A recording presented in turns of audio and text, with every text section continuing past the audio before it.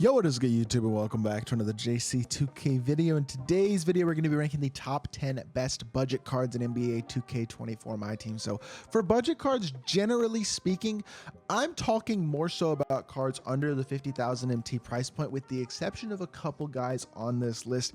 I'm also taking into account a player's positional value compared to the more expensive or the harder to get players at their position. And there are a couple of guys at the top of this list who are a little bit expensive by the standard of a budget card that I generally probably wouldn't include on a budget card list, but I think for their value and how good and how valuable they are at their position / what they can give you in your lineup, make them some of the most valuable cards in the entirety of my team right now, and they're in some of the best lineups in the game. So before we hop into the video, if you haven't already, make sure you hit that subscribe button, help me push towards the 16,000 subscriber mark on the channel. I upload tons of daily my team content, would really appreciate it if y'all do subscribe. Without further ado, let's hop right into it. We're going to start off with the number 10 spot, which is going to be Jonas Valanciunas. And I do think this Valanciunas card turned out very, very well as a playoff card. The Pelicans did lose in the semifinals versus the Lakers, which prevented Jonas from getting his final Diamond Evo because they also lost a regular season game. But he's got 74 speed, which is not incredible. Defensively, he's solid, not insane.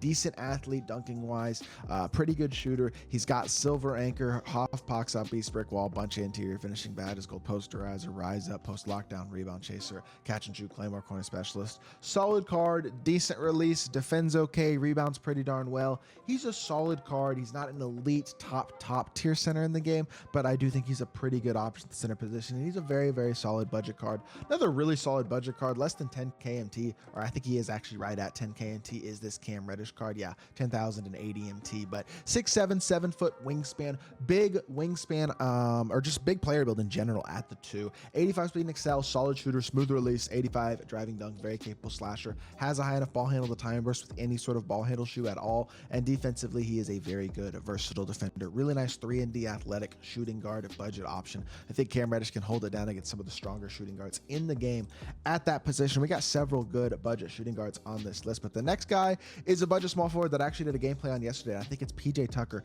He's really, really good. The problem is the top tier small forward in the game, really just like the LeBron, I think is a little bit of a step ahead above most guys. But PJ Tucker, he's a defensive monster with an awesome release. He's one of the best 3-and-D cards in the entire game because his release is awesome, and he's a very, very good defensive card. Now, shot creation wise, he's very limited. Can't time and burst unless you have Mike D'Antoni as your coach and a ball handle shoe on him, because that's the only way to get enough of a ball handle boost to get it to an 85. Defensively, he's obviously great. Like I said, he's very strong. He's got, like I said, great shooting, but he's not super athletic. Obviously not gonna be a great shot creator, not crazy fast, which is why he's lower on the list, despite I think being one of the best at his specific role in the entire game. He's also small at 6'5", so there are some weaknesses with this card for sure, but if you play him in his role, he can be an absolutely awesome budget card for you. At number 7, going with Jared Vanderbilt. Really the biggest disappointment with Vanderbilt is that he didn't get anchor, brick wall, or clamps. None of those 3 badges on him really is disappointing. At power forward, he's still very good. He's still a versatile defender, very good stats, great, very solid speed, good shooter, great slasher. Slashing ability is elite on this card, 100%. Playmaking isn't too bad either, high enough ball handle time burst, and defensively he's good and impactful. He just is missing a couple of the most important badges, which is really disappointing. And shooting wise, his release is not the fastest, but it's very smooth, easy to green, very consistent, and I do think he's still a great budget card. I just think he could have been, if he had all 3 of those badges on gold, he'd be like a top 5 power forward in the game, legitimately, maybe even higher than that. Bobby Portis is who I have at number 6, kind of similarly to Jared Vanderbilt, to be completely honest, is the fact that this Bobby Portis is just missing some of the most important badges on the card. He's missing the anchor badge, is really the main one. I still think he's really good. This actually might be a little bit low for Bobby Portis because he is a very good finisher. He has half posterizer, half dream shake master, back down punisher, gold bulldozer, drop stepper, precision dunker, post spin, silver rise up, half catch, claymore, corner specialist, silver guard up, silver green machine, gold big driver, gold half brick wall, box up, east post lockdown, gold rebound chaser, silver removal enforcer. Even with no anchor, he's still a very good shooter with a good release, good interior big on both ends of the court as well. He's a very good card. I just wish he had anchor. He's not insanely fast. He's not an incredible card. I think he's very, very solid though at the center position. I'm a big fan, but I like Sharif Abdur-Rahim actually a little bit better. And I know Sharif is 7 overalls lower than Portis and Jared Vanderbilt, but he's just more complete in that badge area, especially having gold anchor clamps or silver anchor clamps, brick wall, interceptor. Those are some of the most important badges in the game. Defensively, he's very versatile, but he's also got some shot creation ability at the power forward position with a +2 ball handle shoe or better, can time and burst. Slashing wise is very, very capable. 85 driving with very good interior ability, good speed, good shooter, versatile defender. He's just a really nice, versatile all-around card. And honestly, I love the fact that he's got basically everything that I need at power forward. I just think he's the perfect budget power forward. Whereas Portis and Vanderbilt, while awesome, are just missing some of the key things that Sharif gives you in terms of all-around versatility. At number 4, same thing with Derek White, honestly. And I understand he's only an Amethyst, only got 3 Evos, but I legitimately believe he is the best of the tournament battle cards in terms of their value, because he's a 6'4 PG, so he's got decent size at his position.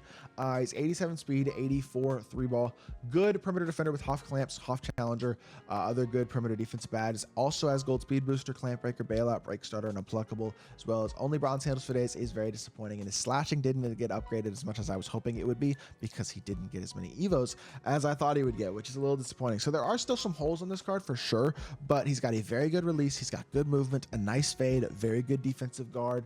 He is a top 10 point guard in my team still, and I think he's a very, like, right at the back of the top 10. He might be the 10th best point guard in the game right now, but he's right there as that like top 10-ish point guard in my team still. Very good budget card. I think he's a very, very solid option.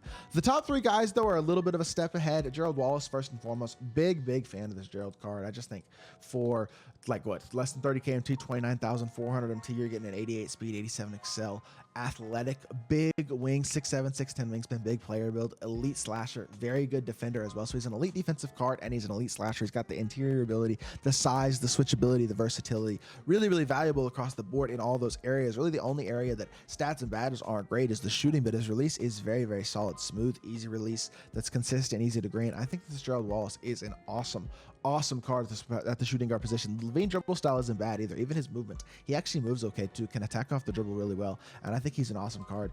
But then we get to the top 2, and yes, they are more expensive than the rest of the list. Nick Young, and then you will see who is number 1, but I think y'all could probably guess. 84,000 MT for Nick Young. I understand it's a significant chunk of MT, but this is a top 5 shooting guard in the game. Maybe the best shot creating 3-hunting shooting guard in the game, arguably the best 3-hunting card in the game right now. With how elite his shooting and slashing ability is, size the 2, shooting badges are insane with Hoff Limitless and Agent 3, a great fade, and then a really elite release. One of the best releases in the entire game right now, arguably the best. Very fast, smooth, easy release, MJ dribble style as well. An amazing escape. I think it's like Jamal Murray's animation, but I don't see it on here, so I'm not totally sure what sig he has that gives him the impressive escape that he's got. But overall, Nick Young is an absolutely elite card, top tier offensive card in my team, and I think very good at the shooting guard position. But the number 1 card among the budget cards anyway right now in my team, in my opinion, is Cade Cunningham. I understand, again, at 84k it's an expensive card, but he's a top 3 point guard in the game, legitimately. I mean, and his price has actually dropped a little bit. He's under 80k now, so 79,800 MT for, in my opinion, the 2nd or 3rd best point guard in the game. He's got 90 speed, basically, 93 ball, 85 driving dunk, versatile defender. The defensive stats aren't amazing, but he's one of the bigger point guards in the game as well at 6'7". He's got okay badges and pretty good stats. Playmaking wise, he's very solid, even without speed booster, and his release is really good. He also moves really well. Trey escape, a very good size up, pro behind the back. Like, he moves really nicely as a whole.